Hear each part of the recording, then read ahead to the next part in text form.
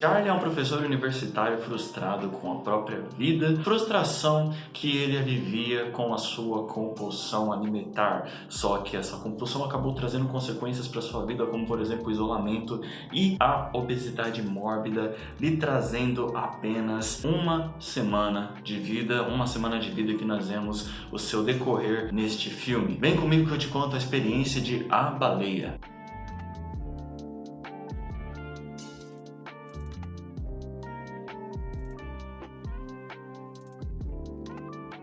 E aí pessoas, como é que vocês estão? Espero que vocês estejam bem. Nós estamos aqui para conversar sobre A Baleia, novo filme de Darren Aronofsky com Brendan Fraser e série 5. Esse filme que chamou muita atenção por conta do seu tema, por conta dos atores, por conta do diretor e também porque foi o filme que garantiu ao Brendan Fraser, esse ator que é conhecido por filmes como A Múmia, Viagem ao Centro da Terra, enfim, um verdadeiro galã protagonista e que agora ele ganhou o seu Oscar graças ao trabalho desenvolvido nesse filme. Mas particularmente o que chamou minha atenção foi justamente os nomes envolvidos nesse projeto, como também o estúdio. O Darren Aronofsky, ele é um diretor que ele tem o seu próprio direcionamento, ele trabalha com filmes muito interessantes e filmes que costumam chamar a atenção, que costumam desafiar um pouco a nossa zona de conforto de ir ao cinema, assistir um filme e sair sem que seja impactado. Não é o que acontece com os filmes dele e A Baleia não deixa de ser diferente. É um filme extremamente emotivo, é um filme pesado. Eu acredito que o fato de ser considerado polêmico para algumas pessoas é por conta do protagonista em si, que tem obesidade mórbida, por conta das cenas que nós vemos dele, por conta da condição da qual ele se encontra, mas pelo menos na minha perspectiva isso não foi abordado de uma forma enviesada, de uma forma polêmica, só que aquela polêmica vazia, entende? Na verdade, eu acredito que o que nós presenciamos ali durante o filme são coisas reais, é a realidade de uma pessoa que se encontra numa mesma situação a qual o personagem também. Só que o filme ele não se limita apenas a ver, no caso, uma pessoa que tem obesidade. Ele expande isso para elementos como vícios, como os impactos desses vícios, inclusive, sentimentos internos que você tem, autoestima, coisas que causam que nós desenvolvemos determinados hábitos, determinados estados psicológicos. Então é um filme que ele acaba surpreendendo pela quantidade de coisas que acaba abordando, pela quantidade de coisas que acaba mostrando, apesar do filme ele não ser aquele blockbuster com diversas localidades, acontecimentos extremamente explosivos e extremamente emocionantes. Ele é um filme que, se nós formos observarmos, ele é simples de ser feito, mas que é aquilo, é além do que os olhos podem ver. Se tratando da história de A Baleia, é uma história que ela é pesada, ela é intensa, ela é extremamente dramática, é uma perspectiva triste, é uma perspectiva pessimista até mesmo. Se eu fosse dizer uma das principais bases que o filme tem é justamente a do vício, porque apesar de que o que mais chama atenção é justamente o protagonista, com a sua compulsão, com o fato de que ele só vai ter uma semana de vida, com as dificuldades que ele tem no seu dia a dia por conta dessa condição, as dificuldades que ele tem de se relacionar até mesmo com outras pessoas, de estar mais inserido em sociedade, por assim dizer. Você tem isso em destaque, você tem isso como um maior chamativo, só que não se limita a isso, como eu disse já anteriormente. Você tem outros personagens que também se encontram em situações compulsivas, que se encontram com vícios e que utilizam desse escape, desse alívio para poderem diminuir a dor que elas têm, alguma frustração que elas têm. Nós estamos em um contexto onde o protagonista ele não é nenhum santo. Ele acabou deixando algumas marcas em algumas pessoas, algumas marcas traumáticas, algumas marcas ruins, em prol de algumas decisões egoístas, por assim dizer, algumas decisões no qual ele buscava a própria felicidade e que no final acabou meio que dando tudo errado e todo mundo saiu machucado, inclusive ele saiu com uma ferida muito grande, com assuntos que são de certa forma difíceis de ser lidados tanto por ele quanto pelas pessoas que ele ama, as pessoas que foram afetadas pelas suas decisões. É quase que uma jornada de como que se inicia um vício, como que se inicia um trauma, como que se inicia a busca pelo alívio desse trauma. Nós temos a causa do que fez com que ele começasse a ter essa compulsão, o que fez com que outros personagens começassem a ter determinadas personalidades, determinadas atitudes, determinados hábitos, perspectivas, nós vemos o seu atual, a sua atualidade, o seu estado atual, e nós meio que vislumbramos ou enxergamos mais ou menos qual que será a sua conclusão, por assim dizer, como que cada um lida com o seu vício, como que cada um lida com o seu problema, se há redenção ou não. Inclusive, redenção é uma coisa que a gente pode meio que trabalhar aqui, porque nós temos elementos bíblicos sendo trabalhados, sendo explorados de uma certa forma aqui na história também. Se nós fôssemos fazer uma menção aqui ao trabalho do Darren Aronofsky, ele já trabalhou com temas bíblicos antes no filme Mãe, o filme que tem a Jennifer Lawrence e o Javier Bardem, só que de uma forma muito mais focada, inclusive, na questão bíblica, na história da Bíblia, por assim dizer, com uma visão mais Darren Aronofsky, por assim dizer, uma visão mais de acordo com o que ele queria trazer, assim, de uma metáfora. Nesse filme nós temos citações, nós temos elementos que nós podemos fazer relação justamente com a questão de condenação ou de redenção. Nós temos esses dois caminhos, essas duas perspectivas, por assim dizer, que se relacionam com a questão de vício e como lidar com o vício. Como assim, Ícari? Nós temos, no caso, o lado da condenação, ou seja, você se enxerga numa situação onde você não vê salvação ou opta por não se salvar, você decidir ir até o caminho, ficar no fundo do poço, ou você teria a questão da redenção, a questão de recomeço, a questão de você buscar mudança, transformação, perdão, buscar a reconciliação, se consertar. Mas ainda assim, apesar de ter esse certo maniqueísmo, por assim dizer, esse certo extremismo dos dois caminhos, você tem uma certa discussão religiosa, uma certa discussão sobre algumas reações, alguns comportamentos de pessoas que acreditam em Deus, ou pessoas do cristianismo ou do judaico-cristianismo, e o que acaba meio que acalorando um pouco, fazendo nós refletirmos inclusive sobre o nosso papel caso você seja uma pessoa que acredite em Deus, que leve essa fé a sério. Você tem essa questão, mas não apenas essa dualidade, como você tem uma outra discussão, porque no caso de alguém que decide trilhar o caminho da condenação, aceita, no caso, um destino negativo, um destino pessimista sobre o seu vício, sobre o seu estado, prognóstico negativo. Isso não impede que você decida tomar atitudes até o seu fim, em que você queira corrigir, em que você queira talvez tornar melhor uma situação, deixar alguma espécie de legado, ligar meio que o dane-se para realizar coisas que realmente importam, ainda que você tenha decidido caminhar para o seu fim. Você tem a questão de você utilizar de pequenos elementos, pequenos objetos, pequenos rituais, por assim dizer, que nos lembram de determinadas pessoas e de alguma forma isso acalenta de uma forma saudável o nosso sofrimento e a nossa aflição.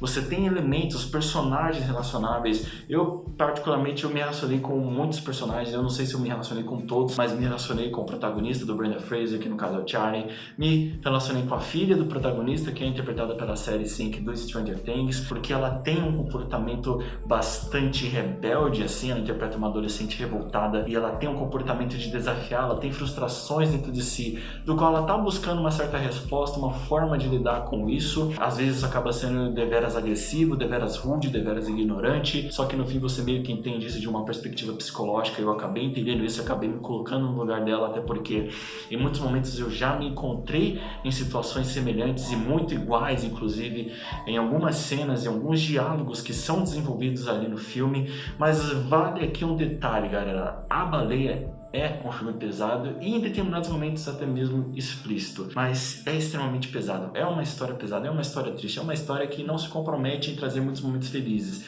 é uma história que ela te promete trazer alguns pequenos momentos de alívio, como os personagens buscando alívio para o seu sofrimento, mas em si é uma história que é para te provocar uma intensa tristeza, uma intensa reflexão, enfim, é para fazer você se relacionar com os personagens, mas não de uma forma de entretenimento. É um filme que te deixa, é uma história que te deixa uma marca, um impacto, que te faz ter empatia pela outra pessoa, inclusive porque vale um ponto aqui a ser destacado: é muito fácil você julgar o outro que está passando por uma situação de vício. Certo vício, inclusive, ele é considerado de certa forma uma doença psicológica, certo? Para você ver a gravidade desse tipo de condição, a gravidade de alguém que se encontra em um percalço semelhante, e o filme ele acaba convidando também você se colocar no lugar dessas pessoas, né? Você imaginar por que essas pessoas chegaram a esse ponto de ter que recorrer a determinados hábitos e coisas para ter que aliviar alguma espécie de sofrimento e tristeza. Então, a história, cara, de A Baleia é impactante. Definitivamente é um dos filmes mais impactantes que eu vi na minha vida.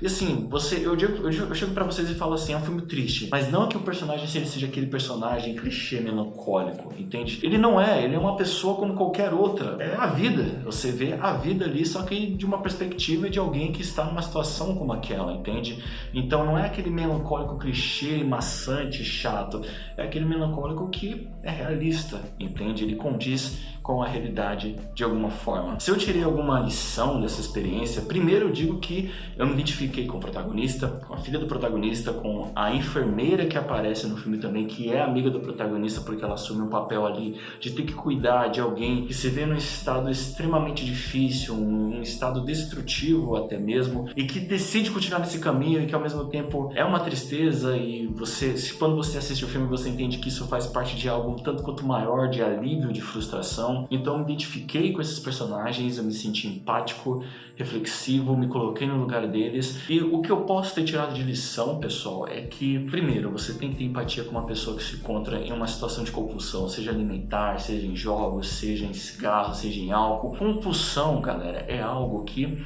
nada mais é um descontrole, correto? Então as pessoas, elas estão buscando prazer, só que de uma forma descontrolada, desequilibrada. Por que elas fazem isso? Psicanaliticamente falando, psicologicamente falando, elas estão tentando aliviar alguma coisa, compensar alguma coisa, entende?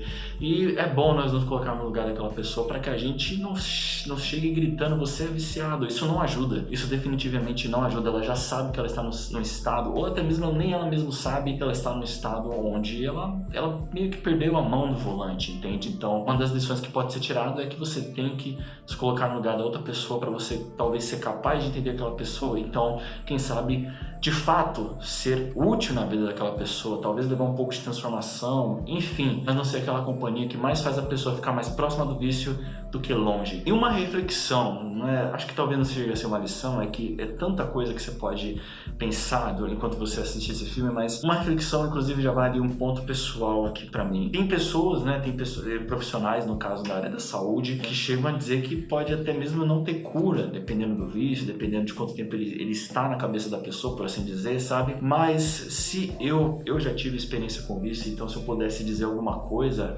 alguma perspectiva sobre esse assunto, pelo menos comigo, o que funciona é estar com pessoas que te façam naturalmente se afastar desses hábitos, se afastar desses ambientes, dessa vibe que te estimulam a continuar nos vícios, a continuar, enfim, nesse caminho que quanto mais você busca prazer, mais você busca alívio, compensação, mais te destrói, mais te faz se ver de uma forma extremamente negativa. Comigo, o que funciona, uma das coisas mais importantes que funciona é estar com pessoas que me fazem afastar esses pensamentos ruins, esses estímulos ruins. É por isso que é importante você filtrar com quem você anda, inclusive, porque às vezes determinada pessoa, determinado ambiente que você frequenta te faz correr atrás do vício novamente, quando na verdade você tinha que escolher melhor as suas amizades, os lugares que você frequenta.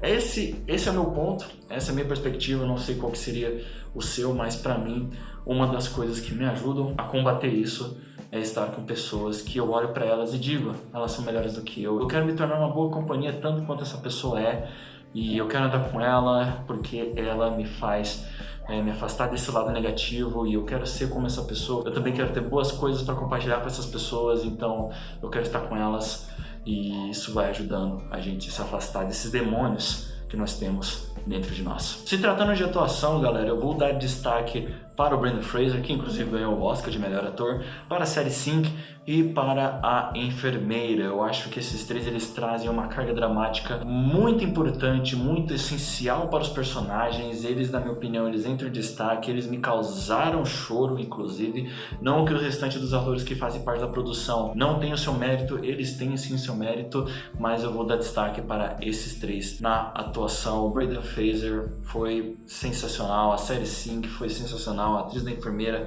foi sensacional, então tá aqui os meus destaques.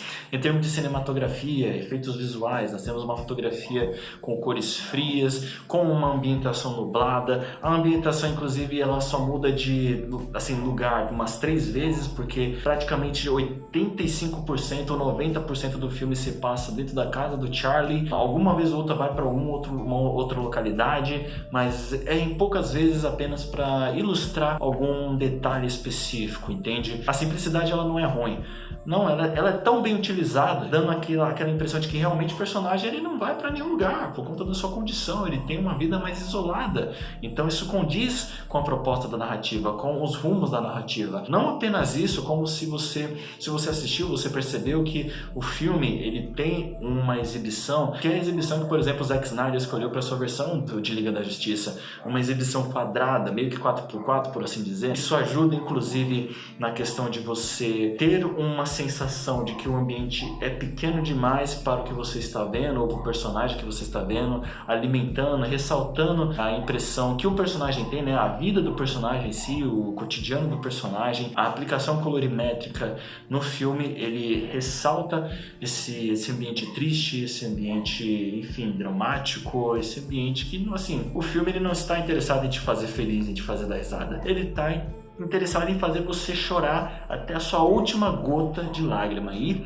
a parte gráfica, a parte colorimétrica, a parte estilística, por assim dizer, a parte estética, ela ajuda e muito nesse elemento do filme. Em termos de trilha sonora, nós temos uma trilha sonora um tanto quanto clássica, por assim dizer, sabe? Uma trilha sonora que meio que faz a gente lembrar de produções de filmes um tanto quanto de época, por assim dizer, principalmente relacionado a, sei lá, por exemplo, No Coração do Mar, com o Chris Hemsworth, que também tem um pouquinho ali do violino, justamente para ressaltar a questão dramática, certo? Esse tipo de trilha sonora geralmente é usado em filmes dramáticos justamente para, de alguma forma, causar um efeito mais dramático em nós que estamos assistindo, certo? Ambientar nessa ambientação mais triste, mais melancólica. Então é uma trilha sonora que ela casa com a proposta do filme, o que é um ponto positivo para mim. E o que eu tinha para falar sobre A Baleia era isso. Se A Baleia está recomendada, bom, se você está acostumado ou não